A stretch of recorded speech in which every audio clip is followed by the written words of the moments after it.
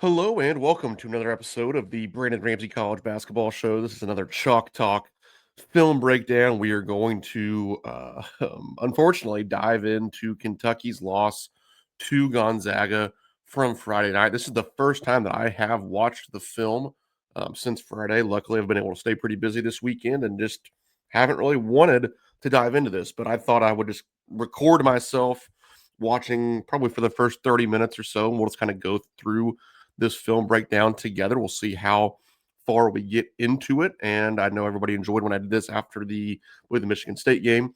So please make sure you leave this video a like if you're watching. Make sure you subscribe to the Brandon Ramsey College Basketball Show YouTube channel. And please give me a follow on Twitter as well at BRamseyKSR. But let's go ahead and dive right into Kentucky's 94-59 loss to Gonzaga. Obviously, this one got out of hand in a hurry. I believe it was 19-2 at one point. I can't remember if it was any worse than that, but we are just going to let it roll and we are going to watch this all unfold together.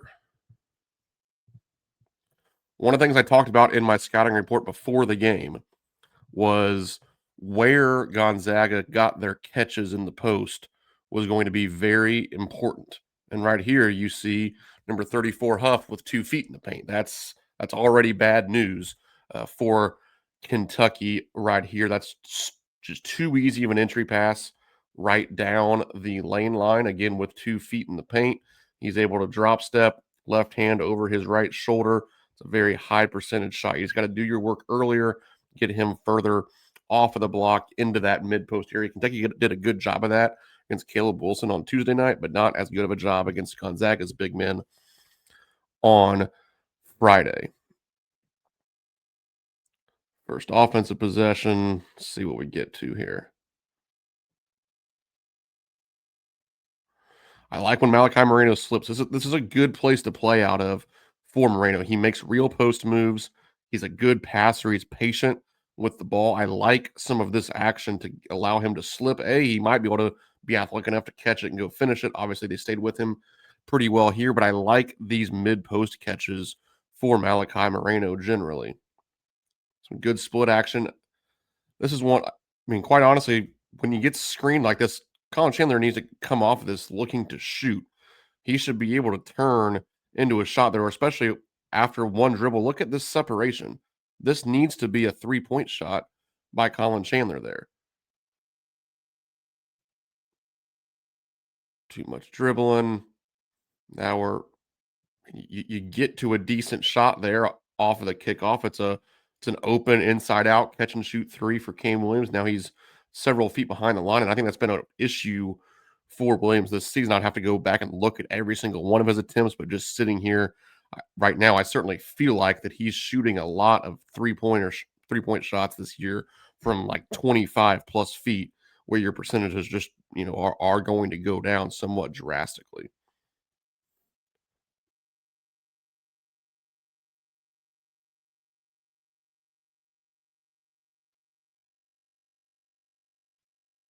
It's actually not bad here. I talked about wanting to be really aggressive, taking away the short roll by tagging all the way into the midline.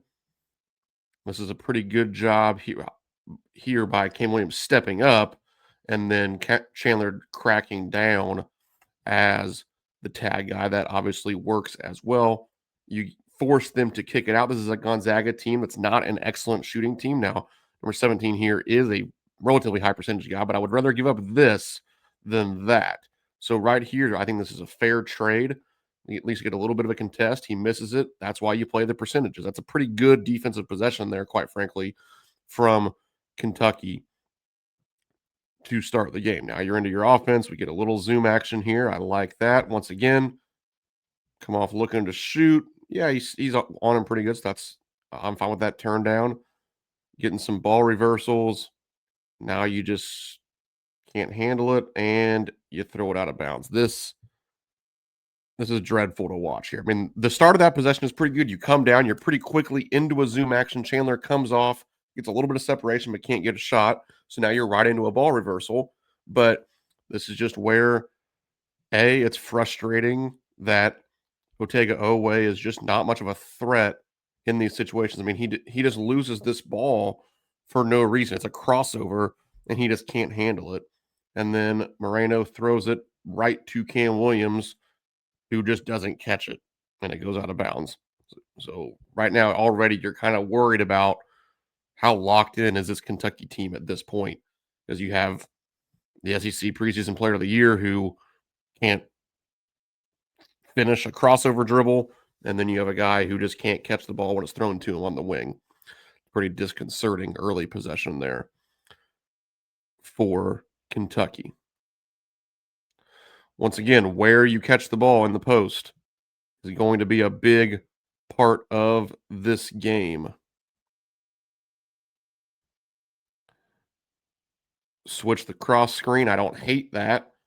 But if you're going to switch it, like, can we try to steal that pass? Can we get a little bit more ball pressure up here? Just make it a little bit harder on everybody. You just get really lucky there for him to miss that one. So now you've had one good defensive possession if you're Kentucky, and well, the first one was bad, then you had a good one, then you got lucky here. So you've kind of lived through these first few possessions, and obviously it's beyond early, but you have a chance right now. It is 2-0. Early high ball screen. I like looking for this right here. Michigan actually had some some success. Well, they had tons of success against Gonzaga, beating them by 40 points, but they had some success here on moving it ahead and kind of throwing that bingo pass, as I call it, after Gonzaga gets out here in hard hedges. You can utilize their aggressiveness against them when their big men are 25 plus feet away from the basket. You can try to get it on the roll here from the throw ahead, but a pretty good crackdown. That's where you need to be reading this guy to either, okay, you can throw it to Malachi Moreno, or maybe throw this skip pass here to Cam Williams, either for a three, or maybe you can drive it along the baseline. Chandler just moves it onto the corner. Probably no reason to throw it to the corner there. You're really reading this action and this side of the floor there. That pass to the corner, quite frankly, is just wasted. Ball reversal. There's a lot of stagnant catches. Now, I mean, it's two straight possessions now that are just mind-numbingly frustrating from a turnover standpoint. Again, this is the preseason SEC Player of the Year, folks.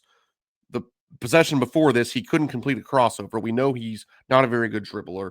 And then now he throws a lazy one-handed pass while he's getting hard hedged.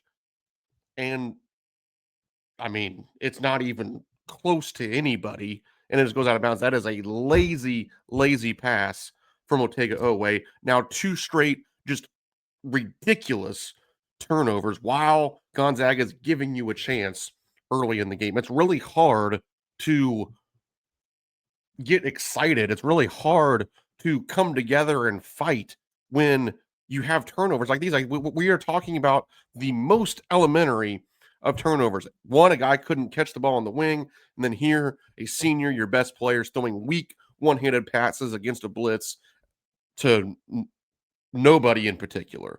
That is that is a sign that you're not ready to play mentally. You're not focused, and you really don't even care about what's happening. And that's a situation, it's really tough because it's 2-0.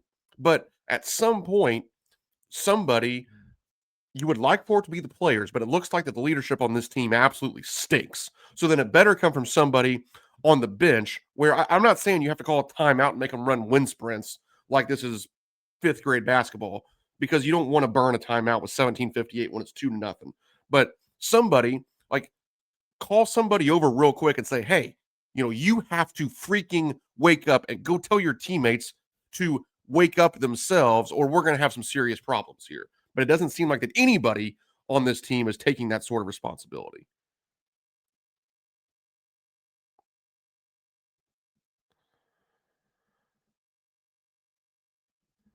Pretty good coverage here of a screen-the-screener action. We talked about this in the starting report. You're going to see a ton of this from Gonzaga as they look to throw the ball in the post. Good job here by Malachi Moreno, fighting over top of that, and you're pushing Graham EK out just a little bit here. You see where his feet were. If they threw it inside, he wasn't going to catch it with 2 feet in the paint. That is good. Don't love Colin Chandler going up through this screen as opposed to chasing it, but it works out.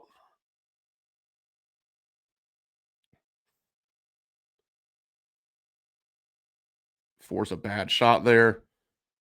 So we have two really good defensive possessions from Kentucky so far. One you got lucky on, and then the very first possession where you let Huff catch it with 2 feet in the paint. But we're 2.5 minutes into this game, and it's 2-0. Both teams have kind of played like crap. So you feel like right now you're kind of dodging some bullets, and you're right in this game, even despite a sluggish start. Go horns flex here. We've seen this play work against some of the bad teams. We'll see how it gets blown up from the beginning. Malachi Moreno just not strong enough with the ball there. So now the play is broken before it really gets started. Really needed a bucket here. Go to one of your best set plays, probably. And you just don't really get to run it. Somehow you end up still executing the play, which is insane. And you get a really good look here from Colin Chandler. Just misses that one. At some point, you got to make the shots.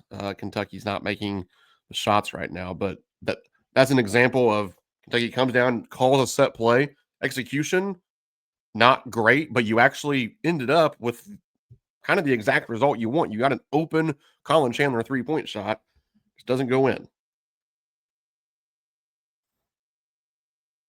Getting lucky once again. What happens here? All right, so this is something the Gonzaga's going to do quite a bit when they think that you're going to switch, especially this downhill action here. See how he just screens his own man, thinking that Oweh's going to want to switch on EK on the downhill drive here. Moreno gets a little hung up trying to get underneath all of that. So now you've gotten lucky twice on missed layups by their best players.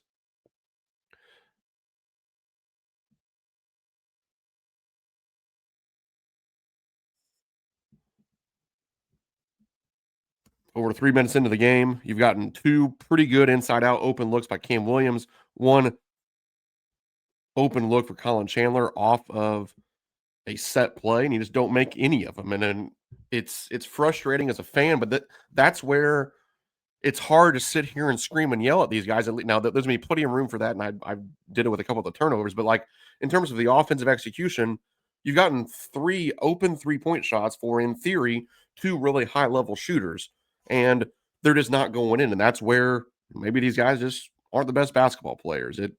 It's frustrating to come to that realization, but that's kind of what it feels like.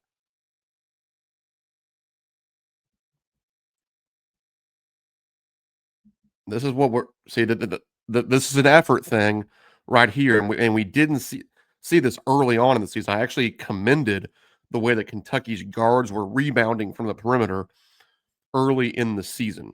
Right here, you get EK to take a tough shot. He's dribbling it. He's going back to his right, shooting a kind of a right-handed runner. This is a this is what you want Graham Ike to take if you're Kentucky defensively. But now watch this ball get tipped, and Owe is in position here to at least like make an effort at getting this ball, and he just sort of watches it happen. Then you end up fouling Ike on the putback. 2 for 2 at the line off of a second chance after a bad shot. Really want to clean those up. Get bailed out here again on Owe, just losing the dribble. I mean, it's a problem that he can't change directions or dribble more than a few times without losing the ball. For somebody as athletic and as strong as he looks, he just cannot survive any sort of contact off of the dribble without losing the ball. It's really confounding, quite frankly. High ball screen.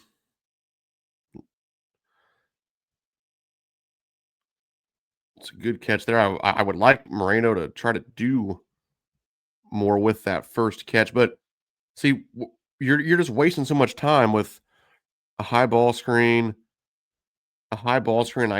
Denzel Aberdeen's a good player, but he's not Mr. Dynamic, beat 2 guys on the ball screen and make something happen. Like, to me, you're just setting these ball screens almost for no reason. Like, you're just setting them because, well, it's part of basketball. You ball screen for your point guard.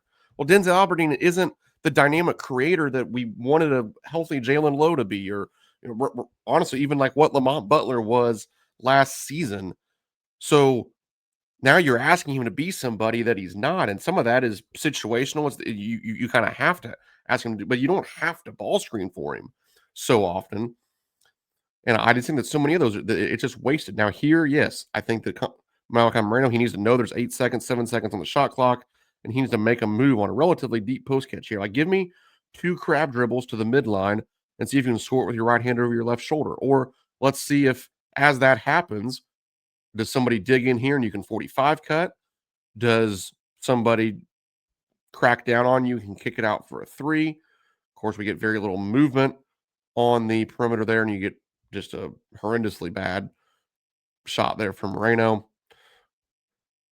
Gonzaga playing in transition, trail spot, bang. Now all of a sudden, you already feel like it's starting to get away from you. Let's watch this transition defense here. So in theory, you've got the basket there. So that's step one. Kind of declare on the ball right there. It's tough. I mean, you're asking Malachi to not go down there and start to get matched up. It's what he needs to do, but that's tough. It's why you don't want him airball shots and let him play in transitions, because you put yourself in really, really bad situations on the defensive end of the floor. I would rather have the shot clock violation and just live to fight another day against, at least with a set defense, a dead ball turnover, as opposed to an air ball that lets them go play in transition. Now it's 7-0 over 4 minutes into the game. Colin Chandler comes off, another pretty good look here. I mean, yeah, it's frustrating that he misses them, but quite frankly, you can't even continue to play the games if you're not okay with this shot every single time, or if you're not okay with those 2 Cam Williams shots every single time. You're just over 4 at this point. If you go 2 for 4, it's 7-6, and you're feeling pretty good about yourself. They just missed all of them, and again, maybe the players just aren't that good, but you really can't be upset with those shots. That's just basketball. We like this. We like him catching it there. I would argue when they catch it this far off of the block, you don't go, especially one pass away off of arguably their best catch and shoot threat. He misses it. You survive that good rebound from a guard there, cracking down by Colin Chandler. Transition opportunity. Throw it ahead. You get fouled. Good deal. Probably could have, you know, with one more pass, you just get a layup. But I think does Owe convert both of these? It's probably too much to ask. We'll scrub forward. Nope, misses the first one, it looks like. But I don't have a problem with him being the one that shot that. He knows he's either going to make it or get fouled. So now you finally, at least you're on the board with a nice little transition opportunity there. Would have liked to have 2 points. At least you got one. Kentucky likes throwing the press after free throws. Again, good job. We got EK to catch it off of the block. He's 2 or 3 steps off of the block here on his catch. You show some pressure. He literally falls down. Another good defensive possession. Like, I'm actually surprised watching this back how many kind of well executed defensive possessions Kentucky had here in the early moments. But that's going to change starting now. What in the heck happens here? So I'm not sure. So it seems like that Kentucky is pre-switching some of this stuff, because right now they have Jalen Lowe on Huff, Colin Chandler on EK, and Brandon Garrison guarding the out of bounds defender. That's something, but now you never are able to. Yeah, I'm at a loss. That's just a very strange way to guard the out of bounds under. and you put yourself in a very unnecessary mismatch where now again, look at where he's catching this one. Obviously 2 feet in the paint against a mismatch. EK lays it up. I have no idea what that out of bounds under defense is. Why is Brandon Garrison guarding the guy out of bounds? Why do you have your 2 guards guarding their 2 forwards coming out of a timeout on OB under? Doesn't make any sense. We'll set action here to get Jalen Lowe in a high ball screen.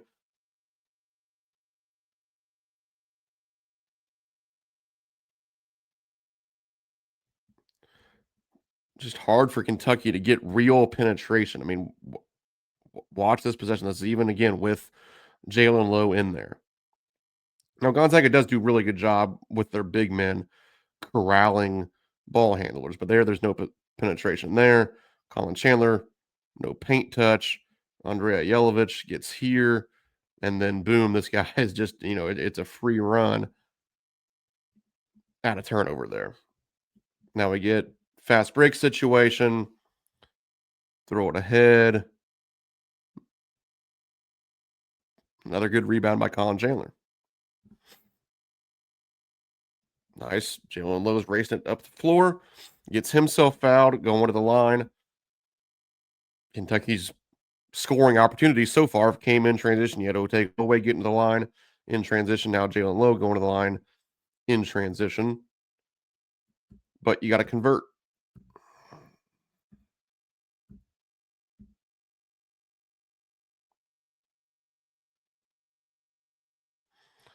Jalen Lowe's almost a darn near 90% career free throw shooter. Otegaway shooting like 90% from the free throw line this year. And this one, they're 2 of 4 to start the game. This makes it tough. 92 to 94 feels a lot different, honestly.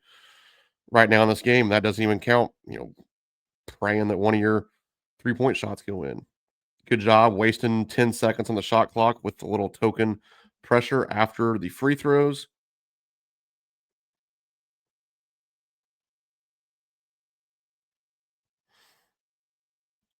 Good Andrei Yelovich switch.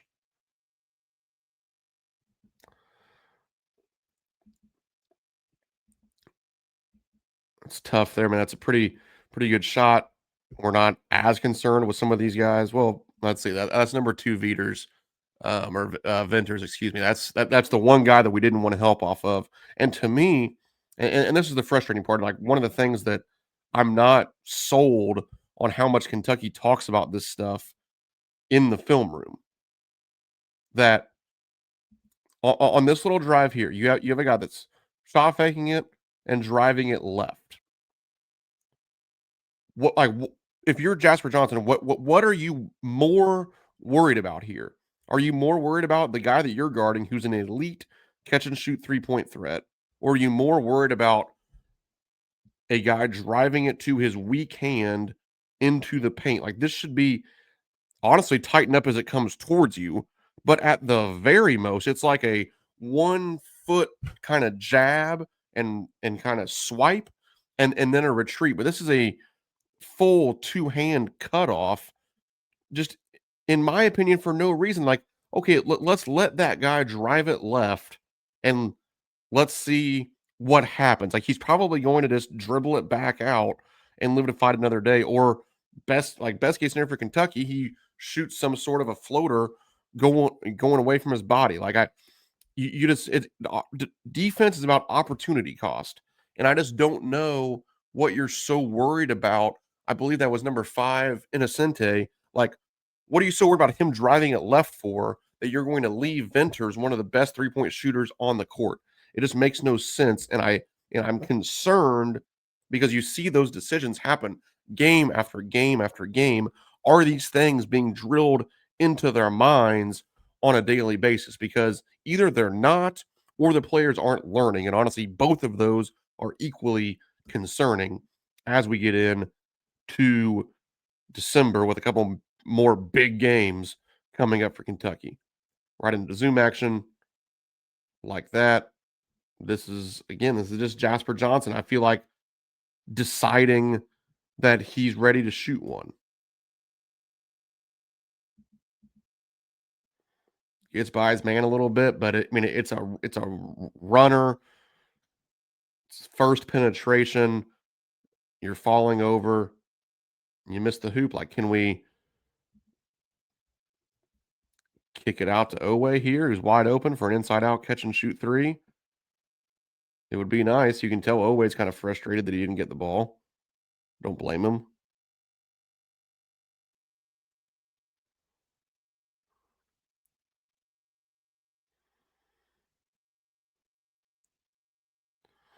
Once again, where do they catch the ball? Brandon Garrison just kind of lets himself get back behind EK here, 2 feet in the paint, deep, gets buried, has to foul him.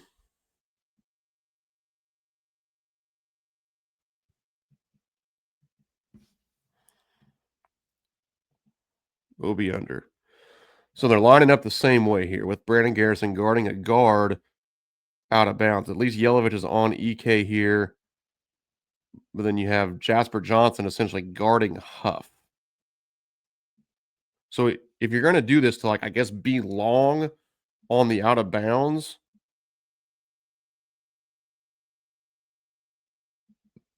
I mean, I just don't really know what the plan is here because, like, obviously there now they've just inbounded it straight to Huff. So now we have a problem. You have tiny Jasper Johnson guarding one of the most skilled big men in the country with Brandon Garrison. Obviously, can't just like come over and take this guy because if you just leave the inbounder, then you have a problem. So forced out of his hands, but you're not able to switch back at any point here.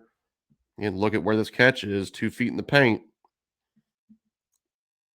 That's two just laughable decisions on these OB unders. I mean, it didn't work the first time. You just went right back to it. Now it's an and one. You're just putting your guards in such bad positions. I mean, if there's not a obvious plan to switch out of it, I don't understand what. I mean, what's the fascination with Brandon Garrison guarding the inbound? Are you are you thinking he's going to like steal the pass? I just don't. It's a it's a strange decision. Now all of a sudden it's 15-2. You feel like it's over because you're at this point not 100% sure that Kentucky's ever going to score a field goal again, quite frankly. Short roll, it's tough. I mean, this is good offense here. This is why you have Jalen Lowe, quite frankly, because he can make these plays. He's reading everything right, and he's hitting this pocket pass to Brandon Garrison. By the way, for all Brandon Garrison's faults, I'm going to continue to say he's pretty skilled in these areas because he can pass it and he's fluidly athletic. That's a good catch there. One dribble makes this guy step up, delivers a perfect pass. I'm glad to see a baseline cut from Andrea Yelovich. Just got to catch the ball and dunk it. It's tough when like you work so hard to finally have something go your way, and then you can't complete the play.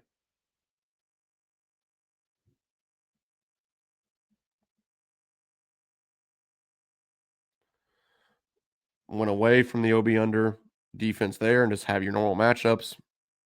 And guess what? They don't score directly off of it. It's a really weird. I mean, I've been a part of some weird OB under defenses in my lifetime. We used to run something we called flex at Hanover that even when I was on the coaching staff, like it was hard to understand it. It was effective. I'm not questioning Coach Miller and the effectiveness of it. It was just like it was a strange kind of amoeba type defense. But what Kentucky was doing those couple OB unders just was hard to wrap your head around. Those are the shots. I mean, Graham Ike is really, really good. And once you let him get going, you let him spin back to his left hand a little bit there, but that's a tough shot. Man, Trent Noah, buddy. I know it's 17-2, but you got to take the good shots. If you're going to be in the game, you have to shoot this shot. What more could you possibly want if you're Kentucky than, in theory, and hey, I said before the year in player breakdowns, Trent Noah is an overqualified 11th man. 11th men don't play in the basketball game, so he probably shouldn't be in the basketball game. But if he is going to be in the basketball game, then he sure as heck better shoot the ball. And if I'm the coach, as soon right now, I would have my hands over my head. I would be yelling, shoot the ball, and I'd be looking back down at my bench and I'd be sending somebody to the scores table right away to take his rear end out of the game. Because if you don't shoot the ball, you're hurting the team. You shouldn't be in the game anyway, and you sure as heck shouldn't be in the game if you're not going to shoot the basketball. But those are things like I don't know who is getting upset about these things besides me. And trust me, I'm assuming it's all getting done because I like this coaching staff. They're a heck of a lot smarter than I am. They know a heck of a lot more basketball than I do, and it's their full-time freaking job. So I know that they're doing it, but I do kind of wish I saw it a little bit more over there from some of the guys. I wish I knew that it made them as mad as it made me.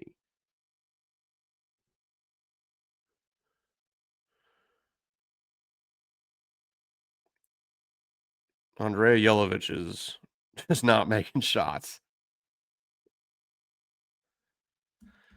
He is now, what are we? Andrea Yelovich is 4 of 23 from three-point range. I mean, he has to keep shooting them. He has to, or else this offense, it's just gonna stink even worse. So, I'm not saying the guy just has to stop shooting, but you don't have to make all of them, you just can't miss all of them. And right now, he's pretty much missing all of them. Man, we're already over 30 minutes. Just a couple more possessions here. We'll at least get to the under 12-minute timeout.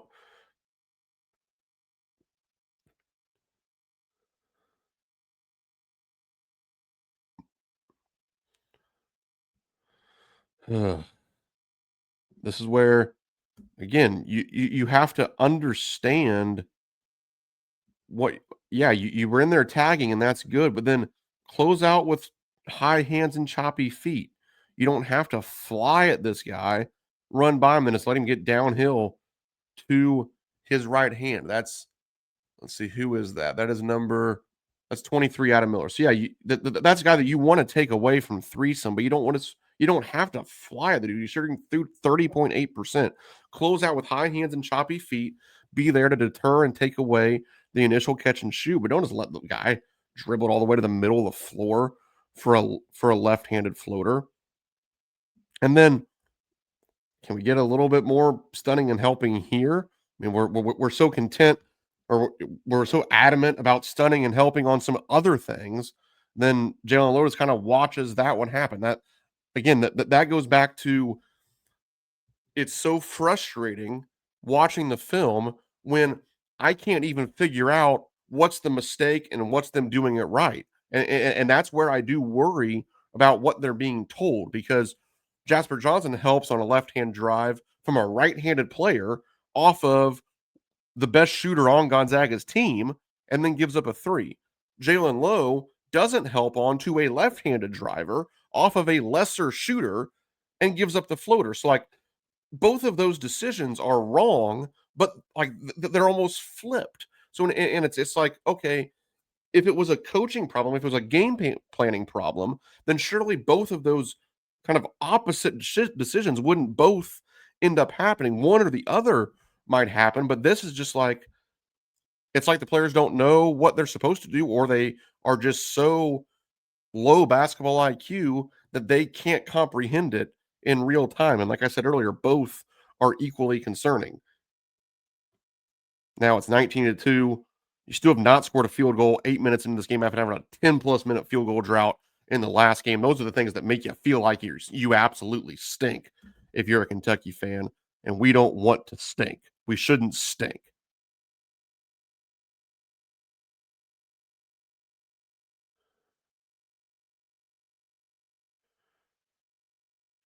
Get the ball to a good spot there because you have Jalen Lowe in the game, and then you blow a layup. I mean, you got some good looks from three, and you missed them. You got a good look from three from Trent Noah, and you turn it down. You had Andrea Yelovich cut along the baseline and doesn't catch the ball. You throw it down there to Malachi Moreno, and he misses a layup. That's 6 or 7 possessions here where things weren't awful for Kentucky offensively. We showed some times that they weren't awful defensively, and it's 19-2.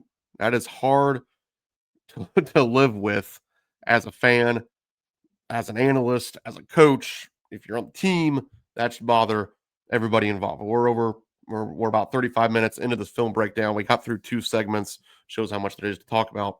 We're going to leave it there because, quite frankly, once it's 19-2 at this point, the game's over, and it kind of just gets uglier from here. And there's less and less to even take away from what you're watching. But hopefully, that gave you some insight into what led to it slipping away for Kentucky on Friday night against Gonzaga.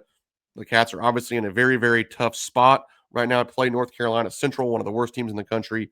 On Tuesday, nobody's going to care about that result. You're going to win by 40 again, and it's not going to matter because then on Saturday, you have to play Indiana in the renewed rivalry against the Hoosiers at Rupp Arena. And then not long after that, you're going to Atlanta to play St. John's, 2 very emotional games for Kentucky. And if you think things are bad now, losses to either one of those teams, certainly to both of them, there's still a rock bottom to come for this Kentucky team. Now, can they turn it around? I still believe yes. There's too much talent, even with the current roster, for them to be as bad as what we've seen recently, and certainly to be as bad as what we saw in Nashville on Friday. But if you read my post on KS Board, if you followed me on Twitter over the last few days, you know that I'm waving the white flag a little bit on this team, that they're, quite frankly, it's not very good right now. That doesn't mean it can't change. Right now, this team has serious problems. But that's it for today's Chalk Talk episode. Again, please make sure you leave the video a like. Make sure to comment as well, and I'll be sure to get back with any questions that you may have, or just comments or vent sessions, whatever you want to do. Make sure you're subscribed here to the Brandon Ramsey College Basketball Show on YouTube, and go give me a follow on Twitter at BRamseyKSR. Go Cats.